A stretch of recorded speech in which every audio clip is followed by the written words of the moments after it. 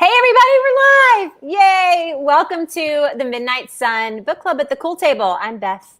I'm the owner of the Cool Table. And if you're joining us live on YouTube or on Facebook, say hello. We'll see your names in the chat and we can talk to you throughout it. We're so glad that you're here. We're so glad that we're talking about Midnight Sun. If you haven't finished reading it yet, you don't have to finish reading it because you know the story. Although there's like tiny spoilers like kind of at the end. But you definitely just want to stick around and talk to us anyway, because it's worth talking to us about. Or if you're watching this later, you know, finish the book, come back and watch it. We're so excited that you guys are here. I want everybody to introduce themselves. You're talking to us on Twitter. Say hi as well so we can see you there. Heidi, we'll start with you. Say hi. Hey guys, it's Heidi, co-owner at the Cool Table. I have been a huge fan of Twilight. I stood in line for the midnight showing of Twilight. Guys, every single one. I was super pregnant whenever Breaking Dawn came out, or I just had my baby. I can't remember which one. And I was all freaked out about drinking Coke in the theater, but I was like, it's midnight. I can't stay up this late. And so I poisoned my baby. And super into this. Can't wait to talk about it. Great. How about you, Jamie? Hey, everyone. It's Jamie, the city girl on the social. I made my way into this group because Beth and I, and Christina know each other back in the day from Twilight fandom and the Twilight fic fandom specifically, and also Letters to Twilight and, kind of how we all made our way to That's Normal and then over here. I read Twilight moving back to Philadelphia from Florida after a really bad breakup. And I read it as my brother was driving the U-Haul with a flashlight. And wow. I couldn't put it down. And the one flashlight went out and I picked up another one. I don't blame you. Yeah, I was engrossed. Christina, say hi. Tell everybody who you are. Hi. So I am Christina Hobbs and I am one half of Christina Lauren. I met Jamie and Beth and my co-author Lauren in the Twilight fandom. I have slept outside at San Diego Comic-Con to get into panels. The first one was the New Moon panel. I wrote fic. I would go in a cage fight for Stephanie Meyer. I love this fandom so much. It brought me so many of the people that I love the most. Let's see. I read it in 2008. They were just filming the movie. And I remember I put up a really good fight because I'm from Utah and it was a big thing. And I was like, I don't want to read that book, And then my sister-in-law, we were going to California for the summer because my husband was working and she put the book in my suitcase and I was so sucked in. I rushed right out to Borders to buy the rest. And Breaking Dawn, I think, had just come out. So I love Twilight. Yes. Speaking of thinking that smart girls couldn't like it. And I mean, when it came out, I was firmly in my 20s.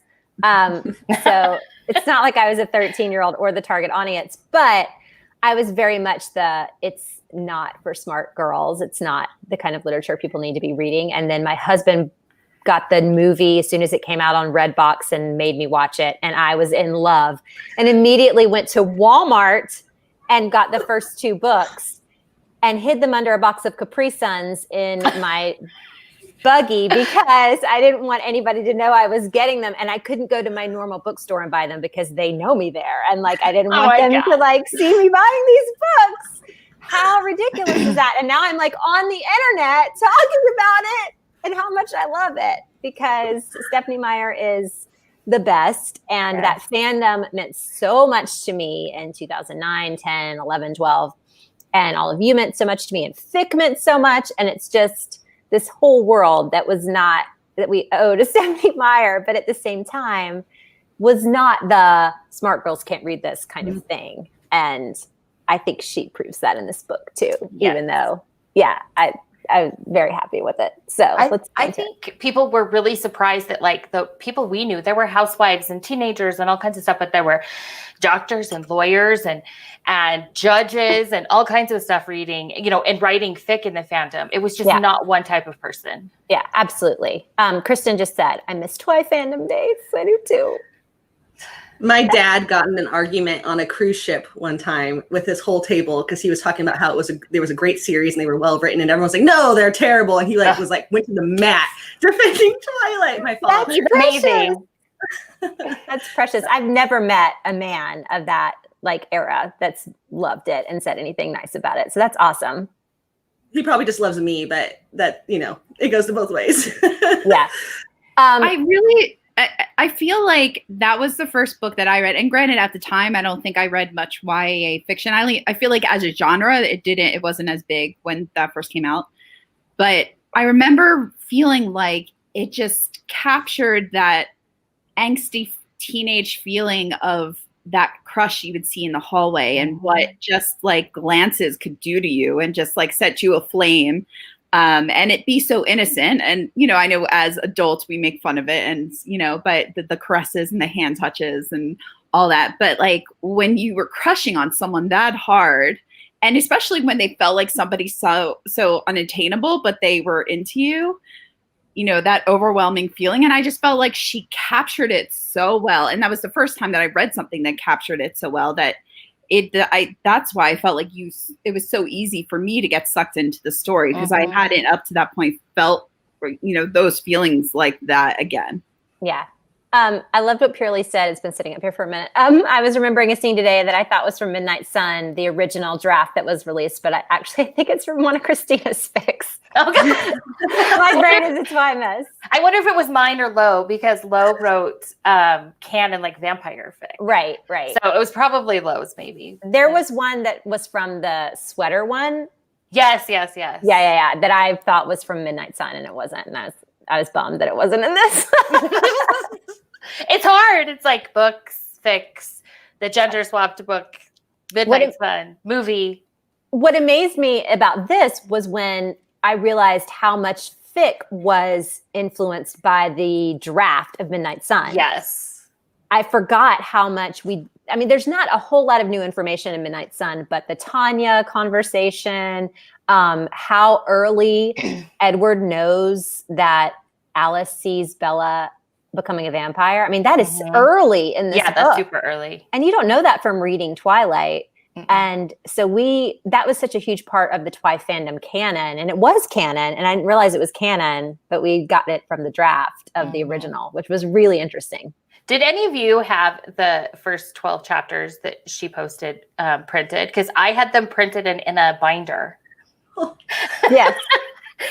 One of our friends who's actually on here, Shallon, I think was commenting. I'm fairly sure she printed and binded a copy of it. Yeah. So you were not alone in that. Yeah. I loved it so much.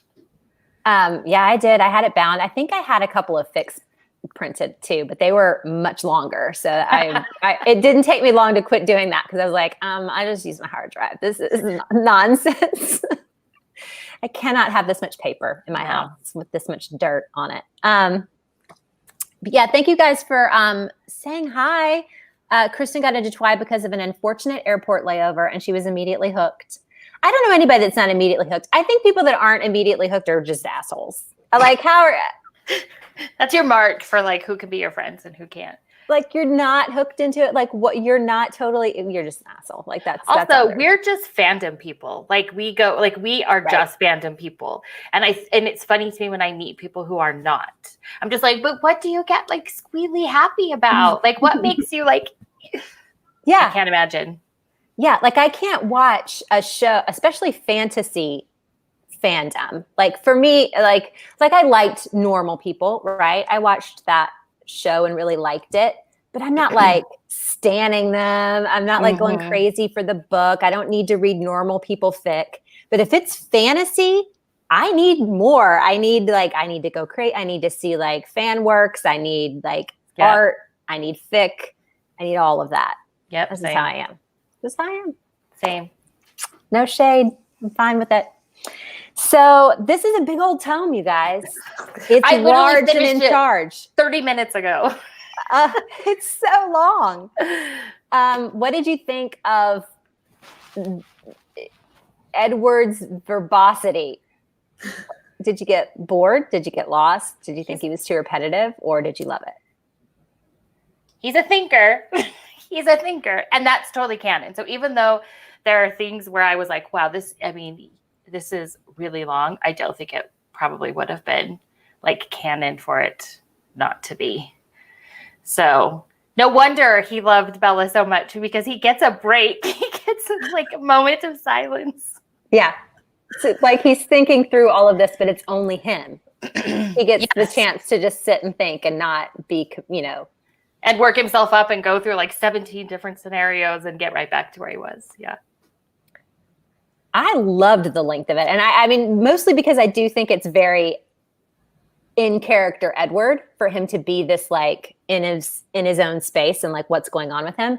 But also because the difference between like the first chapter and then how he kind of moves forward and starts thinking so much just shows like how much she changed him immediately. Like, that's a good point. I just love the fact that he's so obsessive when before he was just kind of aloof and he's just a regular, it's just this regular vampire time that he's having.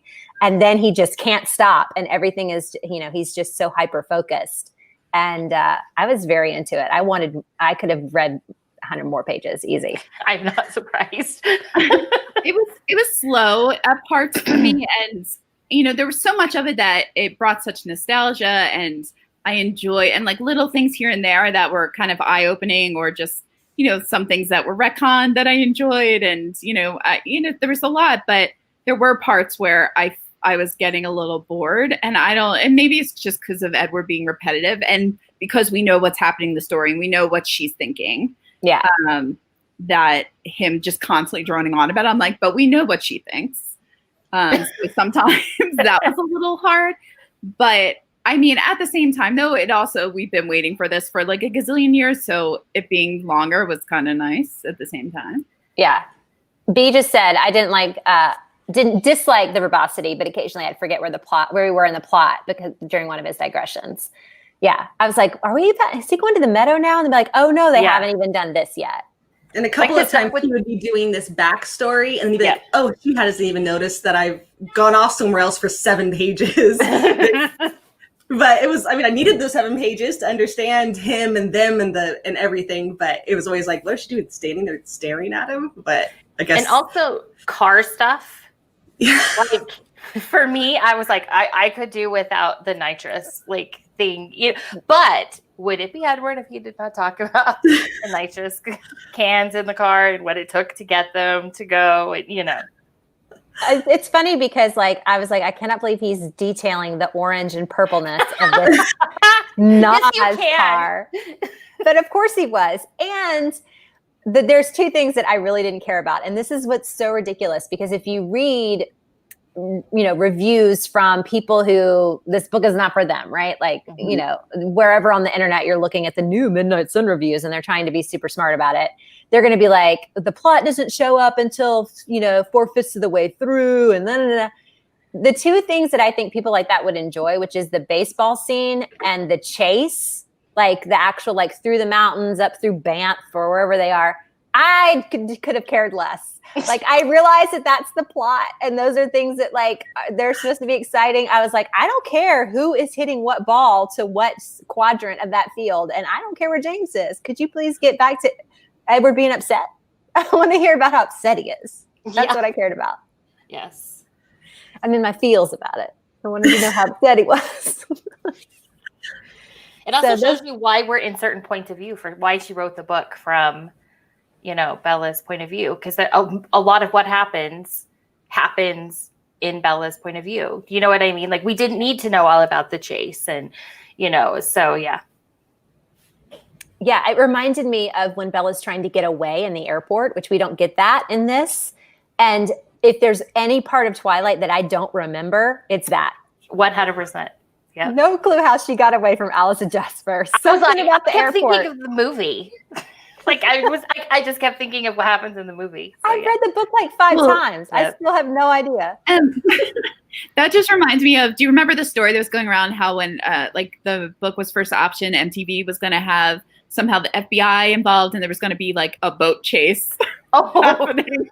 And I was like, nobody wanted that. Well, I was not around then. I'm going to be honest. I do not remember that. Oh, no. I'm sure I was probably on Twilight Lexicon and read it because I was like, let me read all the past interviews from the past 5 years. Like, Oh, gosh. So since it's been what, 12 years? It's been 15 years, I guess, since she published Twilight.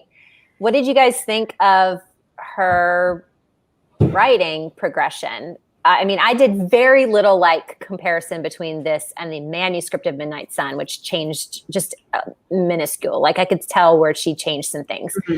But I mean, I don't know if you guys have read The Chemist or whatever, but what did you think about Stephanie's writing skills in this?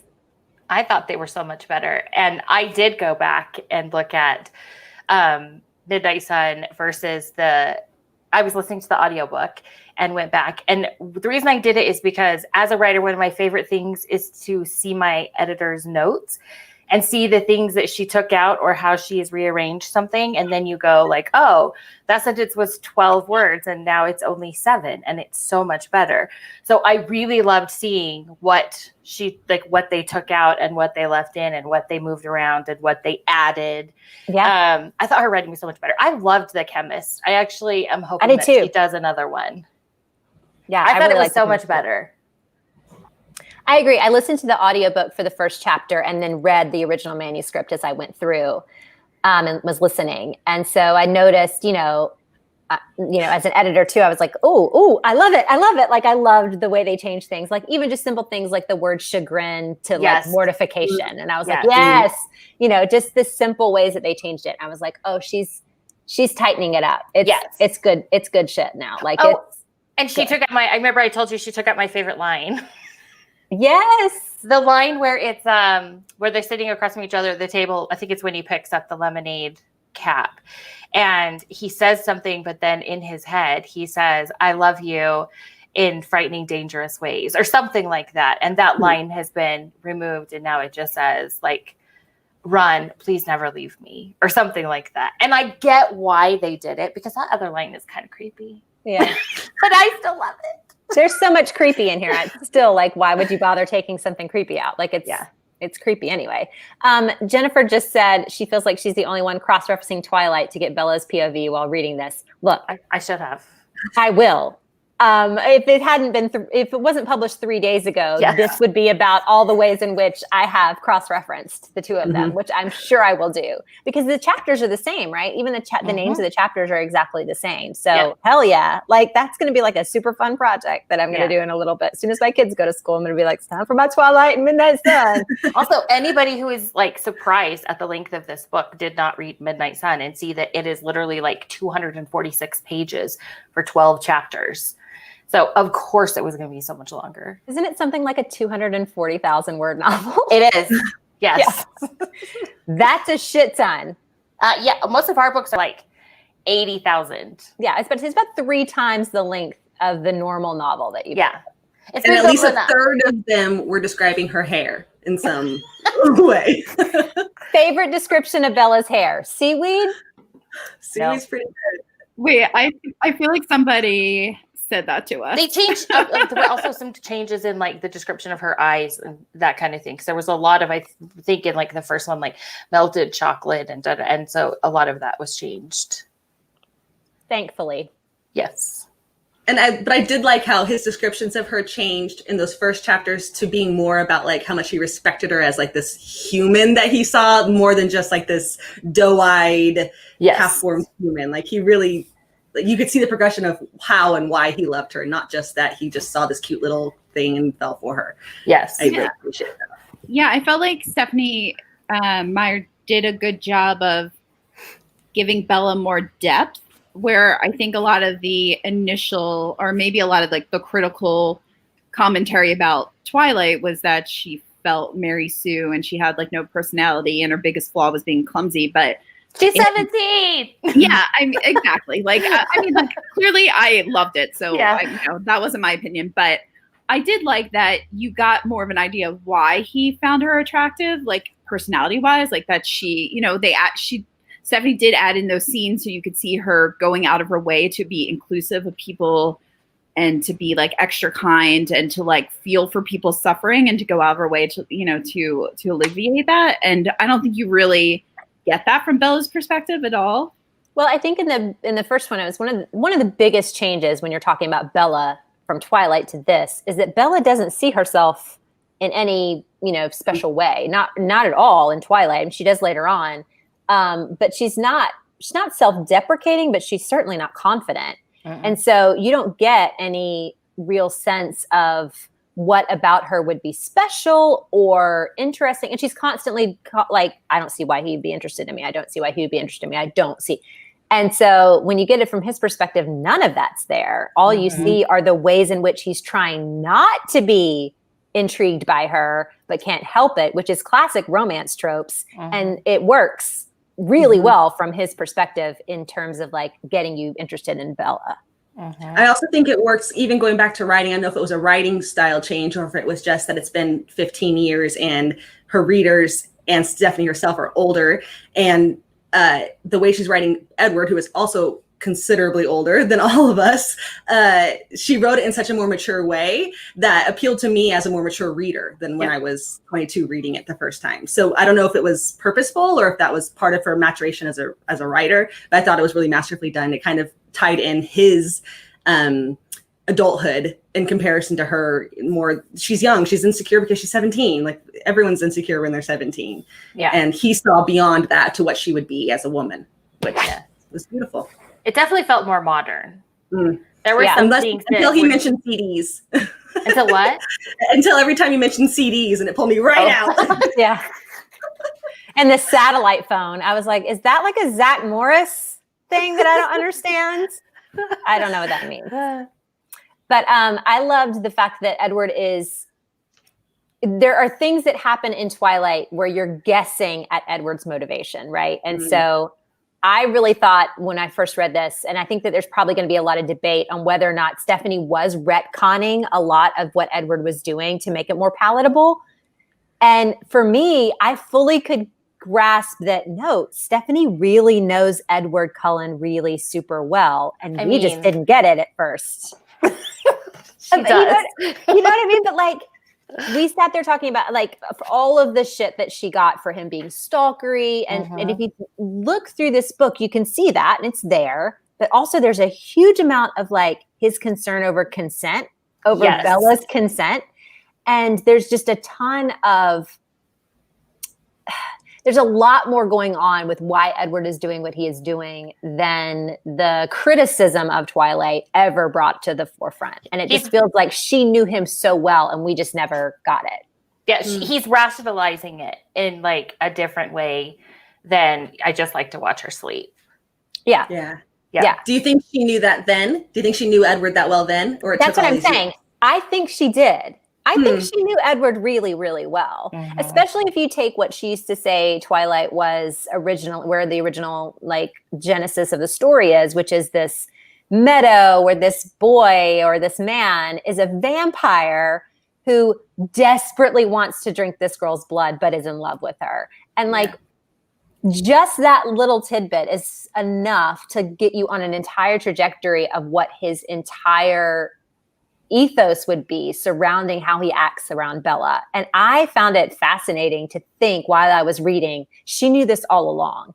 Every chuckle that people made fun of, every time he said something that was a little bit anachronistic, there's a reason why he was doing that and saying that. And Stephanie knew. And she wasn't like pompous enough to go into every like interview and just be like, I'm sorry, y'all don't get it. Like, you just don't like understand who Edward is, but I know why he's doing that. And now we have it. I think it was, I'm not trying to be like sycophantic because I hate that. I think it's genius. I seriously do. I think she just knew all along. I'm like so freaking out. I love it. Agreed. We also, we got a question from Snow White asking, what does retcon mean? So if you want to, anybody want to do that? Or I can. You're the smart one. I'm not the smart one, but it means to go back to something and change the meaning of it based on the criticism that's come later, or not criticism, but just like facts about that thing that have come later. Like you can retcon like anything. You could retcon like why a bill went through the House or whatever based on people's I retcon all my past relationships. Right. And it happens a lot in like movie series. Like it happens a lot in like Marvel movies and like Star Wars, where a comment will be made in the next movie that kind of fixes maybe something that was like a plot hole or questionable or like a character question that happened previously. Yeah. What's it short for? Like retroactive continuity. That's what it is. Continuity. Retcon sounds way cooler. Yeah. So it's retroactive continuity, but it can also just be not just the continuity of it, but like the, motivations behind something is usually what it's referring to. I did not sound smart answering that question though. So yes, you did. You just pulled out the whole definition and the actual explanation of the abbreviation. So yeah, you did. Okay, great. Thanks. Purely Amused said, it felt like that developed throughout the book because I didn't feel that on his first scene watching her sleep, but I'm glad it was explained. I think she's talking about Edward being creepy. I think the first time that he went to go watch her sleep was his first boner of the book. And he is very horny. I will go back through and check and make sure that I'm correct, but I do think that's boner number one. I'm not sure if I said this to Christina or Lauren on their Instagram on DMs, because I don't know who I'm talking to ever when I'm writing on there. But I said, rather than heroin, she's his own personal brand of Viagra. Oh, that was me. Because I was like texting Lo because Lo is camping this weekend, so she's just starting it, and I was like, five mentions of like strange stirrings or hungers other than food or first time I felt human instincts. I was very excited. I'm so here for how horny he is, especially because it's brand freaking new to him. He's like, ah! I could just imagine if she had been like just a little bit dirtier, like if she was a little bit more carnal in the way that she wrote, he'd be like, what beeth this thing? I would have loved for him to just be like, I can get hard? Like, what? It's just like, it's so funny because if you see, just the setup of what Twilight is so genius. If somebody obviously is like, oh, he's a vampire and he wants a drink from her so badly, but he's also in love with her. You're just like, I'll take 5 copies. Obviously, all of us did. Yeah. And so the fact that getting to see this, like, now it's not just this hunger, it's this hunger too, was just like so delightful. I couldn't stand it. Well, also because the entire conceit is sex. Yes. The fact that like when he does drink her blood, it's the consummation of the entire like unresolved sexual tension of the book. Yes. So it is sex, even though he's talking about drinking her blood. That's what all vampirism is anyway. Yeah. So it's this deliciousness that's layered on top. So she doesn't have to be explicit because the whole thing is sexy. Every time Bella's like, you're driving me crazy, and her heart starts beating and he can hear it and he can smell the changes in her blood. And it's just all of this stuff. It's just like all of the sex that you read in erotica, but it's not, it's got this danger element underneath it.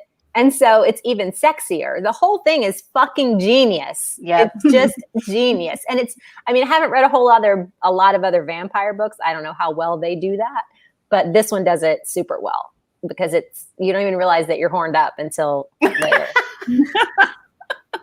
Until you're like, God, I need some fic immediately. It's genius. It super is. Sharon just said she's waiting for her copy, but this discussion is making her so excited to read. You should be excited. Mm-hmm. Are you feeling stirrings down below? I know that. Answer that. I know it's personal. But speaking of, as I was reading and you could get into the school secretary's brain, she's like, oh my God, he's so cute. At first I was like, oh, what a creep. And then I was like, she's probably my age and I would be the same exact way. So like, we are reading it. So exactly. Yeah. He's also having him be 17, but also, 104 is like genius because it's like, he's so young, but he's not. Not right. It's totally fine. It's not a problem at all. Like he talks about Mrs. Cope and in your mind, you're thinking like grandma. And then he talks about her having like dyed red hair. And I'm like, oh, she's 37. Like, oh. He's calling her Mrs. Cope, and she's like she's us. Oh man, damn it, it's ridiculous. But yeah, I just wanted to say what B just said, that he doesn't go all of true love waits on us. I was really expecting there to be, we need to wait. Like that never even enters his mind. Thank you, Stephanie. Thank you. I think B even tweeted about it earlier this week. She said that he wasn't afraid of like breaking her heart. He's afraid of actually breaking her. Breaking her. Yeah, like physically breaking her, which was just so hot. I will say there was a moment where I realized like how kind of like young and not young, because I was like 32 the first time I read this, but sort of like naive and sheltered, like the fandom changes you, man. That when I first read it and he asks if she's ever been with anyone before and she's like, no, it didn't even occur to me. But in this one, when she's like, no, I was like, we don't slut shame. Yeah. So like 2009 versus. Yeah, like eventually I'm going to be like, and we don't kink shame either, Bella. Yeah. It's a very different world than who I was when I read it before, which I'm finding every time I reread something. I just reread The Bronze Horseman. I know I talk about it all the time, but I just reread that entire series. And the first time I read it, I was beside myself with anger at Shura in book 3. And in this one, I was super horny about it. And I was like, I don't know how this happened. I don't know how this cheating scene is getting it done for me, but it is. And I've become a new person. I have never read that. Oh, I know. I'm surprised I finished this. I read every like spare second. It is super good, but I know you've talked about it before, and I have bought it. I just have never read it. Whew. Find the time. I need you to find the time, and then I will. You need to text me the entire time you're reading it. Okay, I will. Can we talk a little bit about, because I think coming out of this whole thing, I felt really angry at Edward, and I don't necessarily know that I felt that way coming out of Twilight, but coming out of this, the emotional manipulation and lying. And again, it could be that perspective of it being 10 plus years later and reading it and just being a different person, and how much as a society we're much more aware of like emotional manipulations and gaslighting and all these things that are going on. And I was really pissed off. It made me think about how, like, just thinking about you're talking about the end. Yeah, at the end, and then knowing what's coming in New Moon and the visions that Alice has, and him knowing, like, lying. He knows what she's gonna go through. Yeah, he knows that there's a possibility scene is coming. He doesn't give a shit. And he's just like, meh.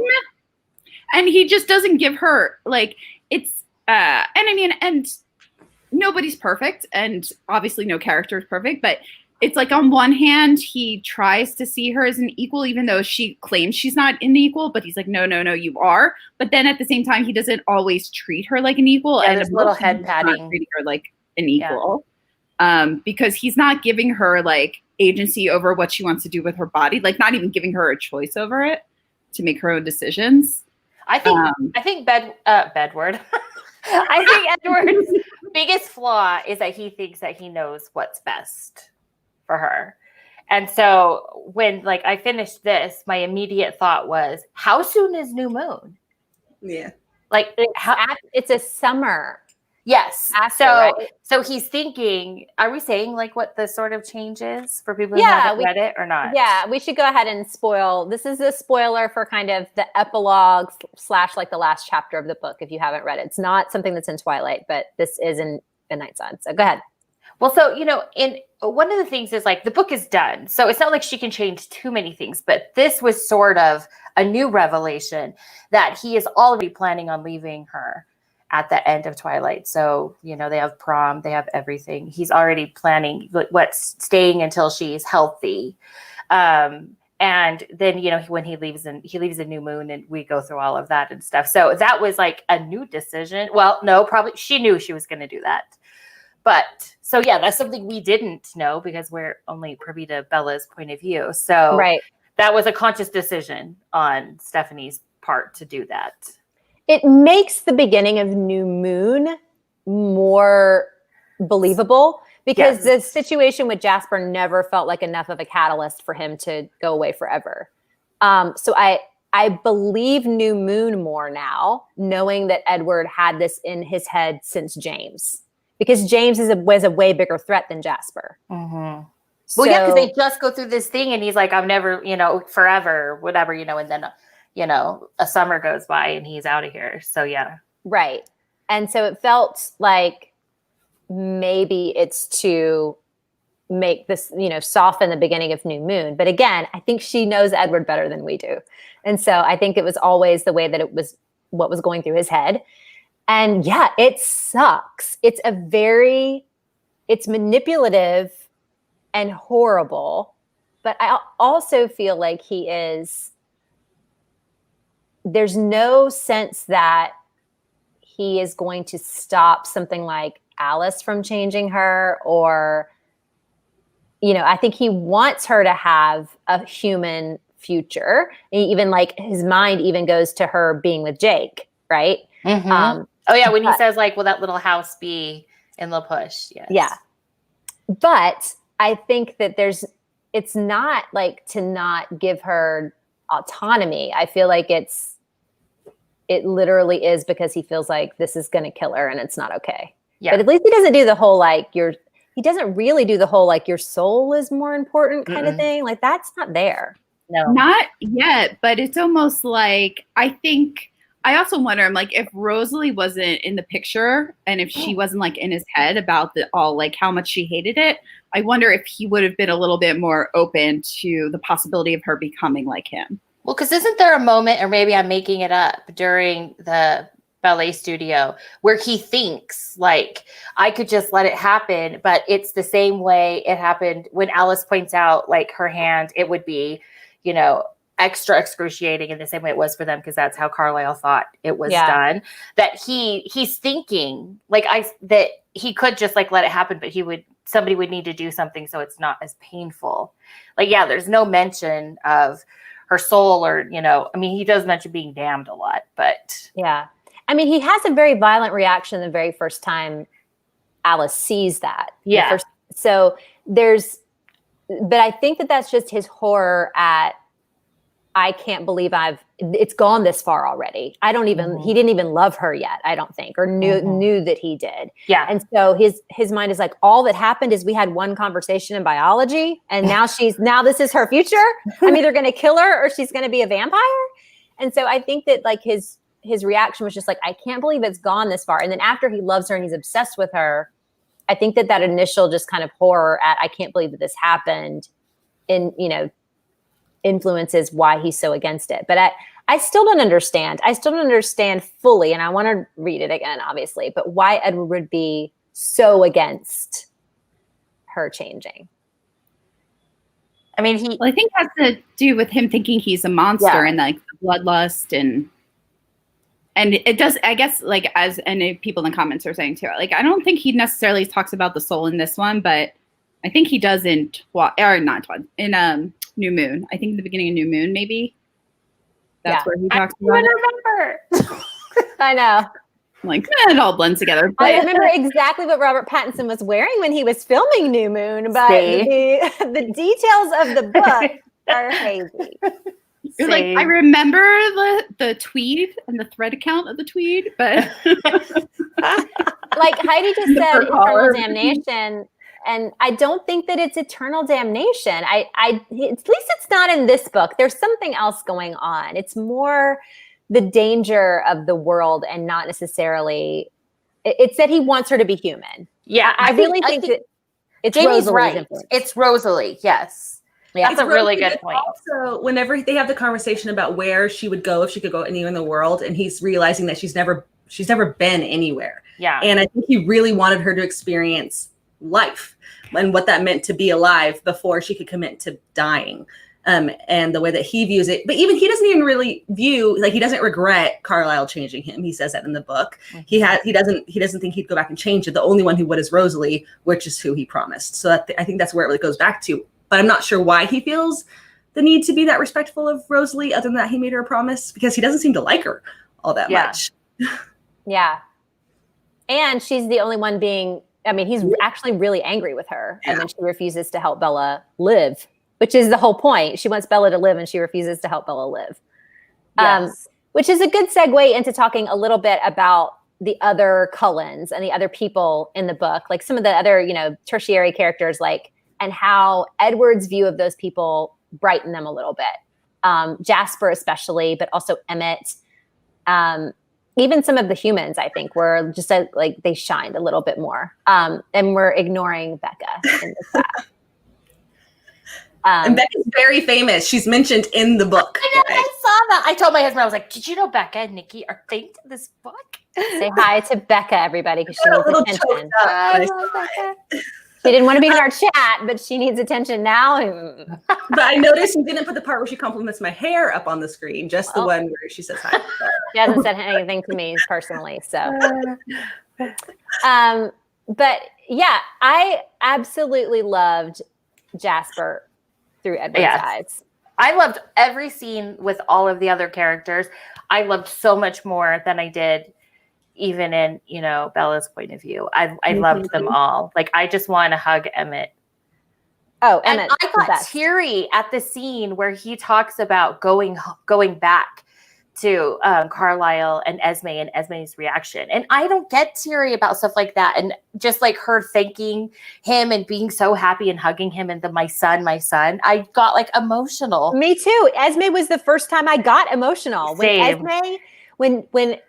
When Edward can feel and see and hear Esme's joy that he has found someone, that's the first time I cried in the book. I was like, I'm a mom. I'm so happy for him. Yep. Yeah, 100%. But Jasper, there's a lot of new interesting stuff about Jasper. He does all of this cool stuff in the baseball scene with James, where he is shielding, which is what Bella will end up doing. He's shielding Alice and Esme and Bella and himself into looking like they're boring. Yeah. So that James and finally explain that plot hole of why they couldn't hear her heartbeat. Yes. Because we're all just like, he can literally hear a fart like 50 miles away. Why can they not hear? And he's tapping his foot to her heartbeat. Very interesting. Very interesting way to go about it. But I loved that Jasper's doing that on his own and like expending all of this energy to shield them. And then when Edward is on the chase, Jasper is pushing him to calm down so that he can like focus on what needs to be done and not like immediately just kind of like blow up and go crazy. He's like his own personal brand of Adderall. I mean, he was just like focus. Yeah. Or Xanax, depending on the situation. Yeah. I just loved it. And I loved that he also, if they could really see Jasper, they would be more afraid of him than they would be of Emmett, who's hulking and gigantic because he's so battle scarred and hardened. And I was trying to like imagine how I saw that. Like, how do you see, can you think of like a character or somebody that you see that like reminds you of, I almost thought like in Game of Thrones, like, is he like the Hound? You know, like not that scarred or anything like that, but somebody that's so imposing and terrifying just by looking at them because you could tell they've been to war. That was one character where I was like, oh, if this was available years ago, there would have been so much more fic with Jasper in it. Mm-hmm. Like, I mean, there was a good amount, but I feel like that would have opened up a whole nother like category of fic for him. Yeah. B just said, now I want to know all the extra stuff that Jasper was doing in the Eclipse battle that Bella didn't know about. Oh, yes. Yeah. Yeah.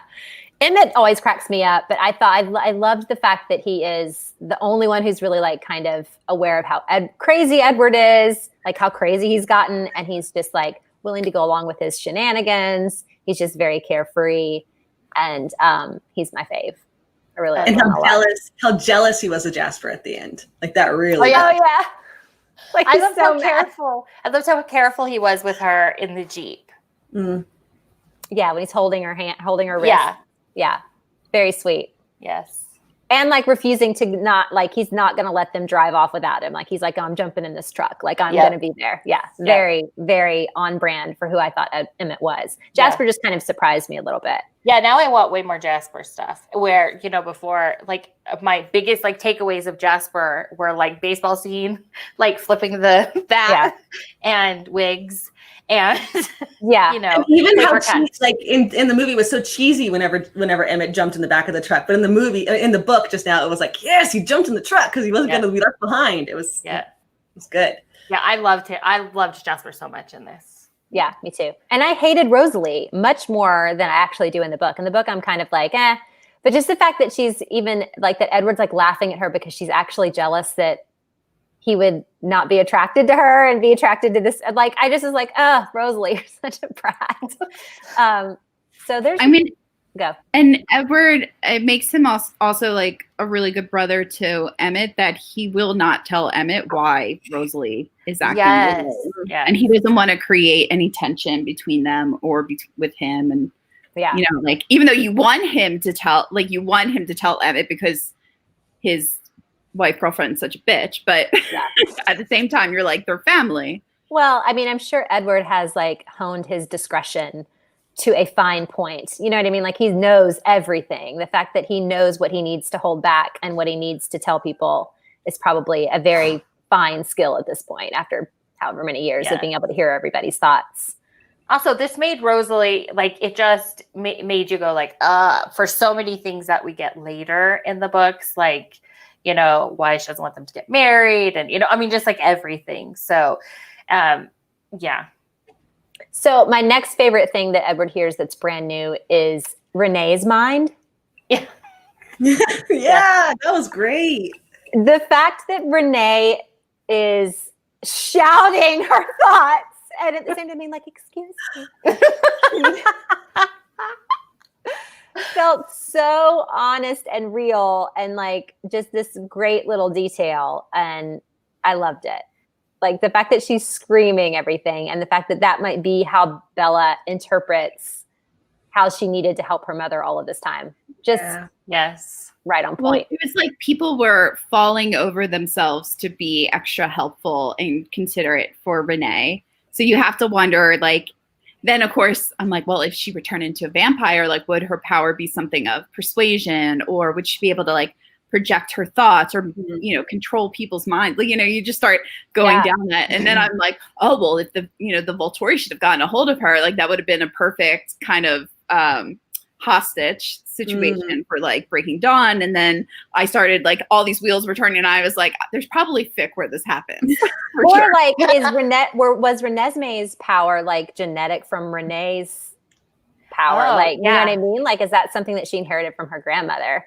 There's just like a lot going. I mean, which is, again, you're like, did Stephanie know this when she wrote, you know, her all those years ago? Yeah, probably.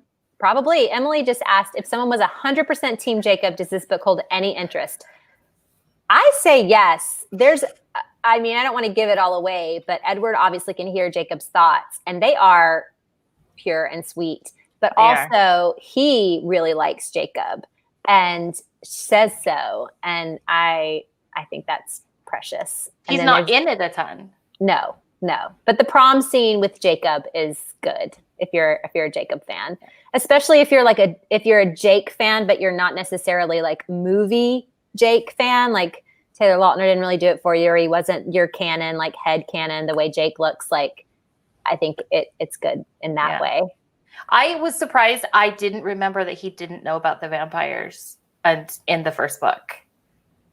Like, I was like, oh, wait, what? Yeah. He thinks they're being stupid. Probably because Taylor Lautner's look at the end of the prom scene is so hostile. Yes. And so he looks like he knows that Edward's a vampire, when really he's more happy-go-lucky than that. And he was really just more like, that's her boyfriend, whatever. Yeah. And so that's probably why in your head you're thinking that Jake knows all of this time. I loved Edward's thoughts when he was thinking about, like, oh, this young generation of kids that thinks it's all just like ghost stories and silliness and stuff. It was just such a, like, kids these days, you know, like, kind of moment that showed how old he is. There's a lot of those. Yeah. Because he's very old. Yep. Apparently the sun just went down in my backyard because he can't see me anymore. Twilight. B kind of agrees with our theory. Or B? Yeah. That Renesmee's sound is from Renee, not from a Bella Edward combo? Yeah. Yeah, that makes sense. Especially because she could communicate in the womb.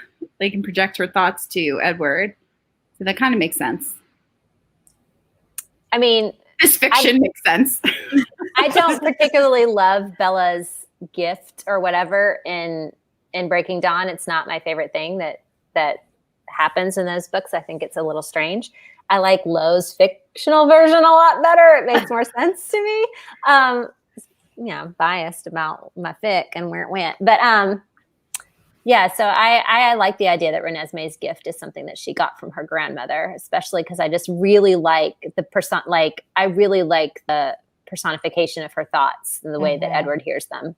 I also think that they would have thrown him out of that hospital. If I was Renee, I'd be like, "You need to go home." Yes. There's only one recliner. Every time I think about Renee, though, I always think in the movie when she's on the it's like FaceTime and her face is like, "Hi, Bella," and so like that is what I think. Got your own room. It's sunny every day.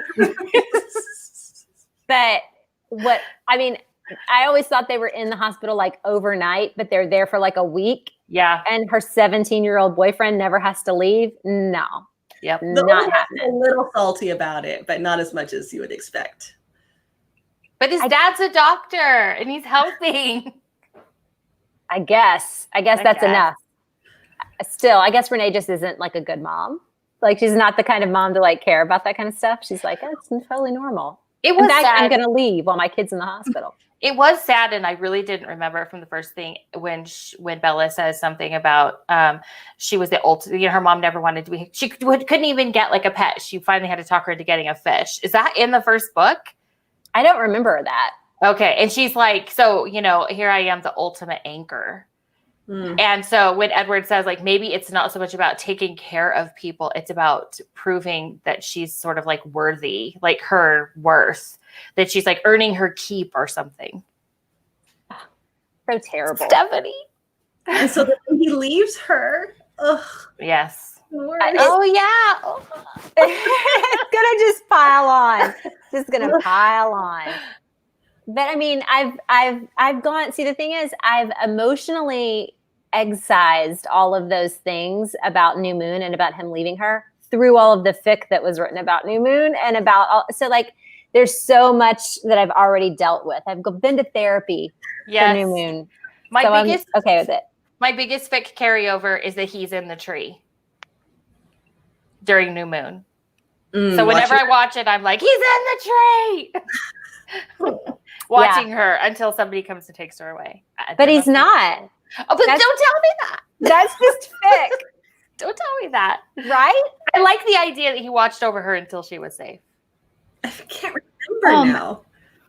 Well, in New Moon, and I also couldn't remember. I was like, I don't think this actually happens. And then Christina reminded me earlier that it's in Lowe's fic, My Yes, My No. It takes place on the plane after like coming back from Italy. And it just gives a lot more emotional depth to what Bella's going through, because I think for me, I hated that she just forgives him like right away in New Moon after everything. Like, sure, she should be thankful he's alive. And obviously they just went through this harrowing experience and almost died. But the fact that she just kind of just gives in so easily. And I loved in the fic that she's upset and she like has Alice to lean on, but like she's, she doesn't give in to Edward right away. And then I was like upset. I was like, oh yeah, that's definitely a fic. That did not happen or in New Moon. I forget, it all blends together. But that's what I mean by I've been through the therapy for that. So like I'm like less upset with Edward for even the ending of this novel, because I'm like, okay, but this is why I did it. And this is what happened. This is how I felt about it. And this is what they're going to talk about later. So I'm like done with it. He saw her all sunken and gray and I know. I was like, is that him seeing her when she's pregnant? It's not, but they hadn't made those choices yet. No, they hadn't. But that's a his good boners thought. His boners have not quite made the choice. Still buddy. Are anybody disappointed that there's not like a weird wank scene? I mean, I'm not surprised. I would be, but Or like even just like a joke from Emmett about wanking would have not been out of place. Yeah, that like, would have been funny. That I could have seen maybe just like a little aside about like him needing alone time or something. Or like, don't get up yet, or like, here's a pillow. Like, but I could see Edward being like too prissy and like Puritan in his, like, they probably would have worked that through over the past 80 years that he's too buttoned up. But he doesn't, like, he isn't. Like, I think he's just like demisexual or whatever. Mm.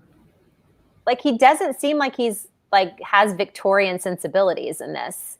He says that to her in Eclipse, right? Yeah. You know, like all the sweet tea on the porch, blah, blah, blah, blah, blah. We need to be married. But like in this one, that none of that's there. No. I mean, he's newly horny, but I think he's newly horny because he's like demisexual. Like he didn't have sexual feelings about anybody until he fell in love. Yeah. I think so. Still He's much think more that- buttoned up in Eclipse than he was in Yes. this point of view. Yeah. So maybe if she ever does the rest of the books in his point of view, which will never happen, but I would love. Maybe he's just better at reining it in by Eclipse. I think there are good, fun, exciting reasons why he's like that in Eclipse that we just don't know about because Well, what is it Stephanie like hasn't written after New Moon? Like when he comes back, he says he'll like never like deny her again. yeah. Like he's much more like she even says like something about her blood, you know, you don't have to be around this or whatever. He's like, I'm cool with it. And she's like, why? He's like, oh, well, you know, I thought you were dead for a while. And so Yeah. of course that may just be in the movie, but It's the sentiment is the same. yeah. He's supposed to say. Oh, one more thing about the movies that I texted to Christina and I wanted to say on this was I could literally see Robert Pattinson's performance Yes. in this book. Yeah. Like I know he only had what we had originally, the first 12 chapters, but I really can see him doing what he knew was Edward's perspective in that first movie. I agree. It's so evident. Or I I'm agree. projecting, but I really think it's there. No, I agree. He had the tortured sort of like, yeah, I agree. And now when I watch it, I think I'll be thinking something different. Maybe. But think of the self-control Stephanie Myers has had all these years. My ego would not allow me to not be like, you guys are all idiots. I knew everything. I told him, and he was acting. Like, I would have just drilled that down for anyone who spoke to me.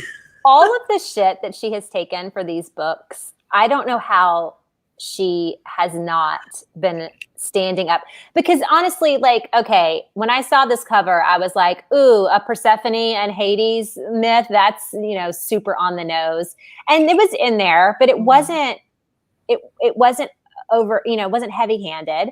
And these legitimately are teenage novels, and she's pulling from myth and literature in ways that most YA doesn't bother to do, right? Mm-hmm. And doing it in ways that are interesting, that's going to make a kid be like, who? What is, I mean, even just the idea that the cover of Twilight is this pristine, beautiful pair of hands with a perfect apple representing, you know, the temptation, and that this one is a ripped open pomegranate where it's a half-life where, you know, you can go and make a choice that's going to, you know, create, it's just, it's rich. Like, despite the fact that it's, for us as adults, we're like, you know, why don't you take the myth and just make it super obvious? But that's such a cynical way to look at it, when the truth is she's really writing something, you know, rich and interesting, especially when you look at it from the perspective that it's for my 13-year-old daughter who's upstairs. Mm-hmm. Which I think we all forget. Like, so many criticisms of like YA books. It's like, do you even remember what it was like to be 16, 17 years old? Like, these books are not written specifically with you in mind. Right. And I think that that's something that a lot of YA readers forget. Yeah. Although I did say, no 17-year-old says tidy.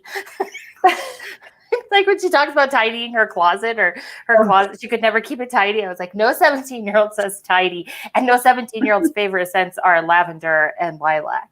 Freesia or whatever. It's definitely warm vanilla sugar. That's definitely what a 17-year-old. Love spell. Yeah. Or like Para Glacé from Victoria's Secret. Yes, yes. My daughter's been looking for the One Direction cologne or perfume or whatever for months. I bet I have it somewhere. TJ Maxx only had it one time and she didn't get it, and now she's never going to get it again. Does she love One Direction Oh yeah. now? Oh, I can give her all of my One Direction stuff. She will never, ever, ever be able to thank you enough. Okay, I'll go through. I have tons of it. You know how I cycle through fandoms. Oh, absolutely. She's dying right now. She has a Harry car scent thing that she just turned 16. She just got her car, and the little car scent thing, which is disgusting smelling, is Harry from Watermelon Sugar or whatever. Oh, Think about that. Your daughter is 16 and Bella is 17. Shut up! I know my daughter is 19, and I was just like, oh my God. Oh my. And she was 7 when I read Twilight. Yeah, my kids were like 4 and 6 or something like that. It's crazy. Crazy. No, they were younger than that. 2 and 4. I also think, though, it's such a huge thing that Stephanie Meyer decided to do this now. I mean, it's been so long. When people tell us they want something from like an older book, there's just a part of you that just wants to be like, no, I've moved on. And for her to go back and do this is like I want the Chemist part 2. I know tons of people want the Host part 2, but for her to come back and do this was amazing. Yeah, I am very, very happy with it. I mean, as soon as we found out she was doing it, back in May, and, you know, the excitement was there. It was just like fun to think about. And then she delivered. I mean, there's nothing about it that I would change. Like, I'm just very happy with the fact that I just had this really great reading experience with a character that I really love, from an author that I have a lot of respect for. Mm-hmm. It was excellent, you guys. It was. Also, I loved seeing Alice's visions. Oh, yeah. And even the car chase, even though it was a lot, the car chase where she is giving him like, tell me 30 seconds ahead. And then whenever the rear view mirrors came off, he's like, guys, I need your eyes. And they turn around so you can see what's behind him. It was just so smart. Yeah. I would love to see that on film, to see how they would. Yeah, so good. It was really cool. And that, I think, is also like testament to her, like, growing as a writer, to think, okay, well, I can have Emmett and Jasper just turn around and he can see all of that's going, you know, like, I think that's part of like, that's kind of how the Chemist is. Like, the Chemist is like more fast paced. There's like a lot of thought, like, you know, it's very twisty, and she's just got a lot going on in that book. So I think she's just grown as a writer, and there's just new ways that it's about that. But I saw Heidi, not Heidi on our panel, but Heidi guest in the comments mentioned Jake Abel reading the audiobook as the narrator. And and for those that don't know, that was like a big deal in fandom back then when they were casting for the Host movie. And so it's nice that they kept that connection and he's reading it. But my point being, he's a great narrator. I listen on the 1.3 speed. I never listen on real-time speed because it makes me want to like take it to my brain. But so I need them to talk a little quicker.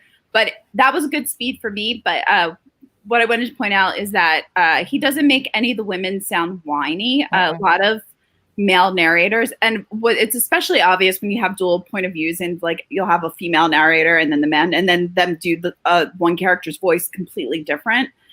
But obviously this is just Jake reading, but I didn't get that from him at all. So I highly recommend the audiobook.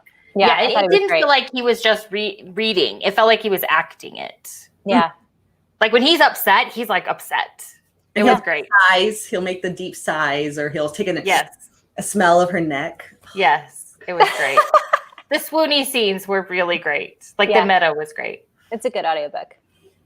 I mean, I don't read them. I don't listen to them a lot, but it was good for me. Oh, I listened to tons. Whoa, Purely Amused listens at 2.5. That's like Micro Machine Man. That's crazy. You know, Jamie told me to read at 1.3, and I started at that, and I was like, this is too Philly for me. I went to 1.2. I was like, I am too Southern for 1.3, but 1.2 was fine. On 1.6, but that's the California in me. I can usually do like 1.4, 1.5, but then if anybody gets in the car with me and it automatically turns on, the reaction is like, because my ears just trained to it, and everyone else thinks it sounds like chipmunks. It definitely depends on the accent too. I might have to. I usually waver between 1.2 and 1.3, but it's funny when you listen at that speed and then you go back to just 1.0, and I was like, it sounds like somebody's like holding down the like reverse button, like it's so slow. Yeah. I also didn't realize there were so many options in Alice's visions, so that was really cool to see when it was like there's like 40 different ways that something can play out. Like, and then when, what is it, like during the chase or something, it's just like shifting so randomly based on like when they're having the discussion in the Jeep. it was so cool to see that they were just like shifting so quickly and stuff. It was really and in the hospital when she's planning how she's going to set up the scene of her injury, that was amazing how she kept changing it. Oh, it was incredible. Yeah, that would be fun to see on film, like just to see how Alice runs through. I mean, think about the fact that like Breaking Dawn, the best part of Breaking Dawn is Alice's vision. Like, legitimately like fucking cool. But I loved the knot, like her talking about the knot. And there's this moment, there's going to be a moment in the meadow that's gonna, it's gonna go one way, and she can't untangle that until they're there.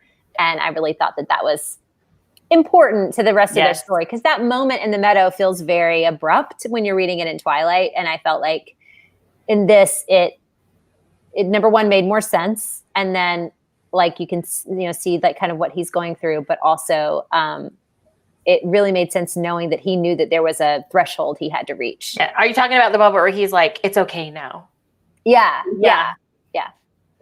Like there's just like, you could see, like in my mind, I could see like the knots unraveling. Like there's like a full string of where things were going to go at that point. So just good stuff, guys. Does anyone else want to go listen to all the soundtracks now? I was like playing the soundtracks. Well, and I turned on the baseball. I turned on Muse. It's very weird because it makes me think of like really bad clothes that I was wearing in like 2008. And I was like, oh no, but that shirt was so ugly. And I wore it to that Marcus Foster concert. And I can't believe that. Like it just immediately, like as soon as I hear like Carter Burwell, I'm like, that hideous shirt, I mean, he was in a sleeveless white button down. Yeah, was it sleeveless? Did I miss that? Oh yes, it's sleeveless. That felt like a big retcon too. Like no sleeves? No, I think that was one of the things that she like put in and was like, I can't change it. Nope. Like I can't. I gave an explanation. Oh Blame yes, on yes, Alice. yes. That was canon. That's from Twilight. That he was. Yes, they're both wearing sleeveless white button downs, and he unbuttons it and he's just wearing it like a vest the whole time in the meadow, which is great. Because he puts a sweater over his with like the collar out. Yeah, but he takes it off as soon as they get out of the car. Those shells that you put on, like just like a dickie, a dickie. I almost wore my sleeveless white button down for this. That I didn't want to. I didn't. My armpits are probably hairy, but yeah, that it was funny how she like had to come up with a reason for him to be in this hideous fucking shirt. That he finds at the back of his closet. There was like discussion of his closet because there's really no discussion of his clothes anywhere else. Yeah. But he needed to show as much skin as possible. Yeah. So funny. So funny. Before we, because I feel like we're winding down, but I want to talk about how much he hated Mike Newton. Like I love he hated Mike Newton, and how much he hated Jessica. It was so good. Sorry, thought that was hilarious. And that Angela is like so pure, like and their little Emmett's like little help with Ben Chaney is super sweet. Yeah, that's Comic-Con shout out. We talked about that. Comic-Con. How in the world did she get a Comic-Con reference into Midnight Sun? I don't know, but my heart. I was just so happy and so sad at the same time. Like Bella doesn't know where Comic-Con is. Oh God, what's wrong with her? Doesn't she know she's going to be there next year for the new Moon panel? You know that like Lo's best friend is the like program director. So I immediately was like, you have to text Eddie and tell him it's in here. He will be so tickled. Well, it's also kind of funny because like to me that shout out was because they claimed Twilight's what ruined Comic-Con forever. Yeah. Like, all of us fandom people coming in for the first time and then that's what it was. Finding our nerd. So that's what I felt like that shout out was too. I felt like it was just because like that's where it seems like it really like sort of exploded was that very first panel at Comic-Con. And then we all just kept coming back. Sleeping on the sidewalk. Did anybody else sleep on the sidewalk? Jamie did. No. You didn't. Okay. Because I've been pressed every time that I've come, so I don't have to sleep on the sidewalk. I feel like we should have another chat where we talk about all the ridiculous things we did for fandom. Like Beth, you talking about like going to a Marcus Foster or concert and oh yeah. I think I've been to 100 Monkeys show. Me too. Embarrassing. I did not do that. But I wrote fics, so I slept on the sidewalk. I mean, it's just that could be a whole nother discussion, right? It could. I've slept on the sidewalk for Star Wars, but not for That's next level nerdy. Not for Twilight. It's so weird though that this is my first year since going the first time for New Moon that I have not gone to Comic-Con, and then it was mentioned in this. It's sweet. It's like a little like love note. I liked it. I did too. Because she could have mentioned something else and it just wouldn't have had the same kind of like, I don't know. She could have said Italy or something, or been like, oh, there's this little town in Italy, like Montepulciano or whatever it is where they filmed New Moon, and it'd been like a little shout out, but it would have been so dumb. But like the fact that there was like Comic-Con, she's like, yeah. I loved it. Little love note.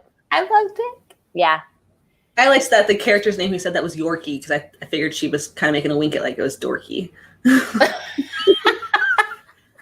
Potentially. There's a lot of people that think it is. They're wrong. Because it's lovely.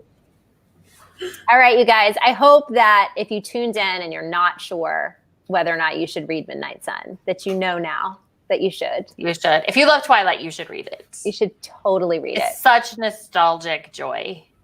Yeah. And I hope that it inspires more fic, and that it's all hot and good, and that you send it to me. I'm at Beth Thorne. Yeah. And If I you hope read some good fics, send it our way. Tweet it to us. Yeah. And if you stole my Twilight, my Twilight edition, go ahead and return that to me, because I need to read that. Thank you. Oh, before we go, real quick, I just pulled off my fridge. I have magnets that I got in Forks. Ooh. That are super corny. That is corny as hell. Oh. Do you have it tattooed anywhere? No. No. Oh my God. Now I'm thinking of like crazy, like Edward Smush face on somebody's calf, and it's just no.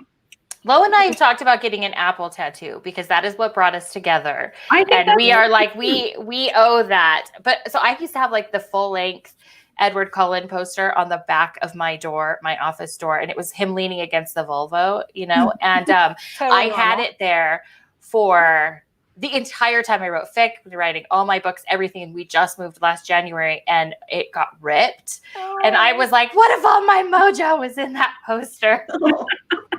Then you're going to have to get it full-size tattooed on your back. It's true. I will.